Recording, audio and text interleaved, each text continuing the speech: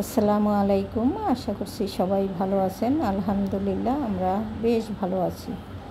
তো দেখতেই পাচ্ছেন এখানে কিছুটা আদা আর রসুন আছে। এই আদা রসুনগুলো এখন আমাকে বেটে নিতে হবে পরিষ্কার করে, কারণ বেশ অনেক দিন আগে আদা রসুন বাটা হয়েছিল, সেগুলো ডিপ ফ্রিজে রেখে এতদিন পর্যন্ত রান্নাবান্না করলাম, কিন্তু এখন শেষ হয়ে গেছে। আবার এই বাটাবাটির কাজটা করে নিতে হবে। তবে আগের বার যখন করেছিলাম তখন কিন্তু আমি গ্রাইন্ডার দিয়েই করেছিলাম, কিন্তু এবার আমার গ্রাইন্ডার নষ্ট হয়ে গেছে। এই চিন্তায় আমার আসলে খুব খারাপ লাগতেছে যে এখন আমাকে এগুলো পাটায় বেটে নিতে হবে। তো ওদিক থেকে আমি ডিমটা ভিজিয়ে রেখে তারপরে পানি সেঁকে নেওয়ার জন্য চলে আসলাম, কারণ আপনারা সবাই জানেন আমি পানি ফুটিয়ে খাই। তো পানি যেহেতু ফুটিয়ে খাই, সুন্দরভাবে পরিষ্কার করে খাওয়া উচিত, সে কারণে কিন্তু পানি সেঁকে তারপরে গ্যালনে ভরে রাখি, তারপর আমরা এখান থেকে পানিটা খাওয়ার জন্য নেই।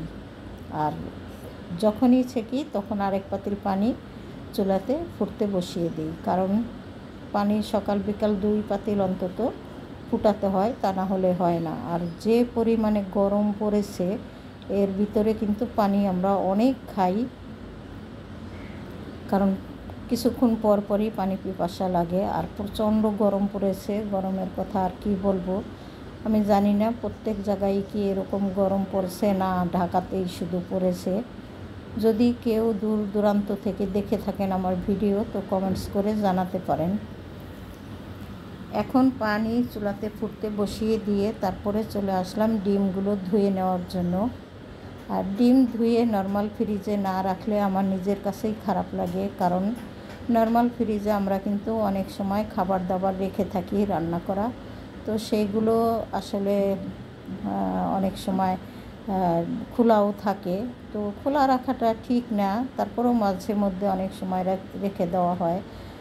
আর খোলা থাকুক বা না থাকুক, ডিম কিন্তু আমি ধুয়ে পরিষ্কার করেই ফ্রিজে রাখি।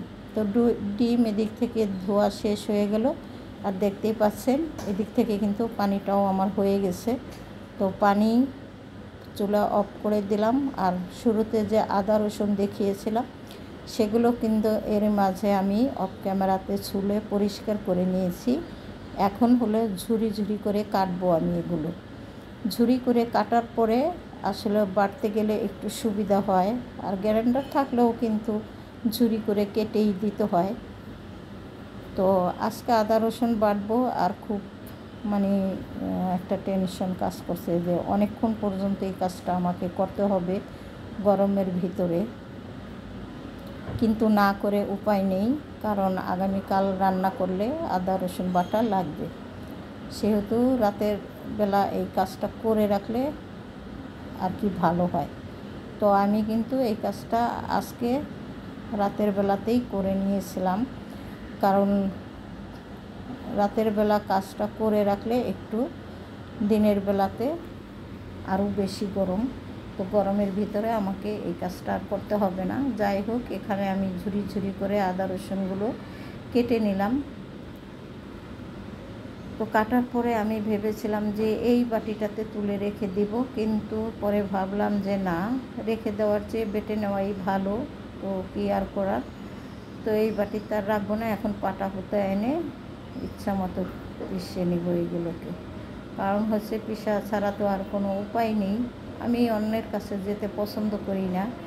আমি ইচ্ছা করলে পাশের ভাবির কাছ থেকে হয়তো বা তার গ্রাইন্ডার মেশিন এনে নিতে পারতাম, কিন্তু আমার আসলে ইচ্ছা করলো না।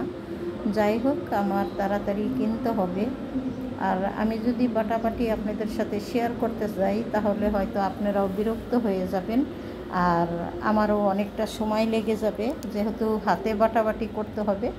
সে কারণে আমি কিন্তু আপনাদের সাথে অত বাটাবাটি দেখাইলাম না। তো কিভাবে বেটেছি শুধু অতটুকু অংশ আপনাদের সাথে শেয়ার করলাম। যাই হোক, এখানে কিন্তু সবটা আদা রসুন আমার বাটা হয়ে গেছে। এখন আমি একটা বক্সে করে ডিপ ফ্রিজে রেখে দেব। যখন প্রয়োজন সুন্দরভাবে বের করে রাখবো, কিছুক্ষণ আগে ছোট্ট একটা বাটিতে অল্প কিছু উঠিয়ে রাখবো, আবার এটাকে ডিপ ফ্রিজেই রেখে দেব আমি। তো যাই হোক, এভাবেই আমি আসলে প্রসেস করে থাকি আদা রসুন। তো আমার তো কাজ শেষ এখন কর্মতে। তো দুপুরবেলা রান্নাবান্না কিছু করতে হবে, সেটার কাজে আমি এখন চলে যাব। সকালে যে খাবার দাবার বা রান্নাবান্না করেছি সেগুলো আপনাদের সাথে কিছুই শেয়ার করিনি। তো চলে আসলাম সরাসরি একদম পরের দিন দুপুরবেলার খাবার রান্না করতে। হয়তো অনেকে ডিম ভাজা দেখে ভাবতে পারেন যে দুপুরবেলাতেই ডিম ভাজা নাকি সকালবেলা খেয়েছিলেন। আসলে না, এটা আসলে দুপুরবেলার খাবার। মাঝে মধ্যে মনে হয় যেন একেবারে সিম্পল খাবার খাই, কিন্তু নিজে একটু রেস্টে থাকি। খাবার খেতে গেলে কিন্তু বিভিন্ন ধরনের রান্না করতে গেলে অনেকটা সময় আসলে আগুনের কাছে থাকতে হয়। সেটা আর আজকে ভালো লাগছিল না, আর আমি চাইছিলামও না। আর বাসাতে খাওয়ার মতো তেমন কোনো মানুষও নেই, শুধুমাত্র আমি এবং আমার হাজব্যান্ড দুইজন। তো ভাবলাম অত ঝামেলা বাড়িয়ে লাভ নেই, ডিম ভাজা, ডাল আর সেই সাথে করে নেব মিষ্টি কুমড়া ভাজি। তো ডাল অলরেডি আমার আগেই রান্না করা হয়ে গেছে, এখন শুধু বাঘার দিয়ে নেব।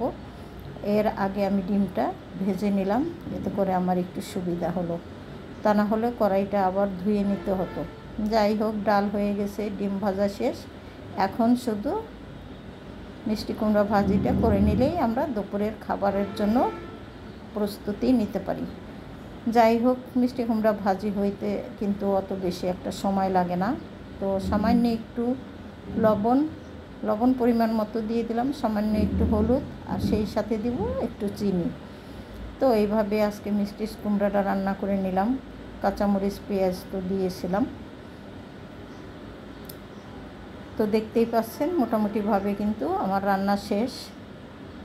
তো রান্না শেষ হয়ে গেছে, এখন দুপুরের খাবার খাওয়ার জন্য প্রস্তুতি নিয়েছি। এই যে দেখতেই পাচ্ছেন এখানে 2 প্লেট ভাত বাড়া হয়ে গেছে, ডাল, ভাজি আর হলো ডিম ভাজা। এত সুন্দর খাবার আজকে খেয়েছি, মানে কি বলবো, বলার বাহিরে। আমার কাছে তো ভীষণ ভালো লেগেছে। অল্প হালকা পাতলা রান্না এবং চটজলদি করে খাওয়া দাওয়া, বাস সারা বিকালটা মনে হয় রেস্টেই থাকতে পারবো, আর কোনো কাজ নেই আজকের মতে। খাওয়া দাওয়া শেষ করেছি, কিছুক্ষণ রেস্ট নিয়ে তারপরে চলে এসেছি প্লেট বাটি কলা একটু ধুয়ে নিতে। তো ধোয়া দায়ী কাজ করে আজকের মতে আমার কাজ শেষ। তো আপনাদের কাছ থেকে বিদায় নিব, কারণ আজকের দিন এই পর্যন্তই। ভুল ত্রুটি সবাই ক্ষমা সুন্দর দৃষ্টিতে দেখবেন। লাইক, কমেন্ট, শেয়ার করে সাবস্ক্রাইব করে আমার পাশে থাকবেন। তো আল্লাহ হাফেজ, আসসালামু আলাইকুম।